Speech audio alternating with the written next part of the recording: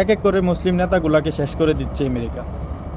আপনি ইতিহাস দেখুন, আফগানিস্তানে 2001 সালে হামলা করে আমেরিকা, তখন শহীদ করে দেয় ওসামা বিন লাদেনকে, তিনি একজন মুসলিম নেতা ছিলেন। ইরাকে 2003 সালে হামলা চালায় আমেরিকা, তখনও কোনো মুসলিম রাষ্ট্র কিন্তু সহযোগিতা করে নাই। তখন মুসলিম নেতা সাদ্দাম হোসেনকে হত্যা করে। লিবিয়াতে 2011 সালে আক্রমণ করে, তখনও কোনো মুসলিম রাষ্ট্র লিবিয়াকে সহযোগিতা করে নাই। তখন আমাদের সব অনেক ভালো একজন মুসলিম নেতা গাদ্দাফিকে হত্যা করে আমেরিকা।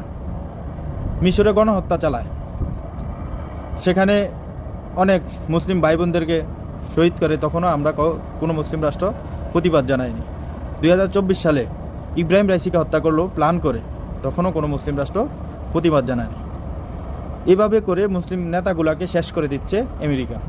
তারপরও আমরা শাড়ি চুরি পরেই আমেরিকার গোলামি করে